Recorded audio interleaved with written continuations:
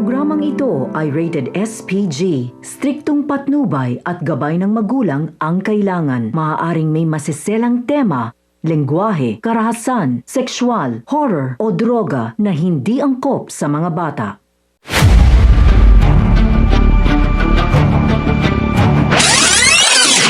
Mga kapamilya, matagumpay ngang natakasan ni Tanggol at Bubbles ang napakaraming kapulisan matapos ang pakikipagpatentero nila at pakikipagpalitan ng mga bala sa mga ito.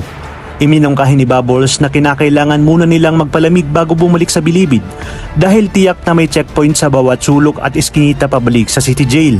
Kaya naman mapipilitan silang magpanggap na magkasintahan upang hindi sila paghinalaan ng mga taong naroroon sa isla. Sa kabilang banda, buong pag-aakala ni Espinas na nauna lang nakabalik sina Tanggol, ngunit nang nakarating sila, tanging mga kaibigan lang ni Tanggol ang naroroon. Persahan naman silang pinaamin ni Balatukan at Makasantos kung nasaan si Tanggol dahil panigurado umanong tumakas ito kasama si Bubbles.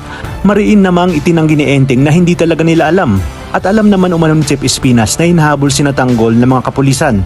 Kaya't giit niya na maghintay na lamang ng kaunting panahon dahil baka humahanap pa ng tiyempo para makabalik.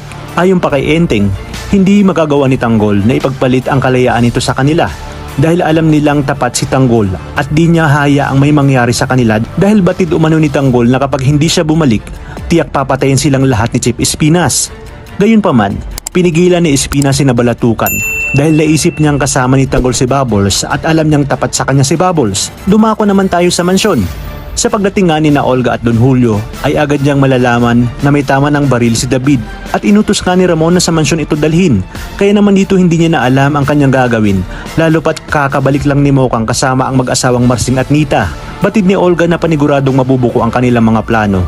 Pag nakita ng mga ito si David lalo pat nalaman nila na anak ito ni Ramon at nagpapanggap itong Tanggol.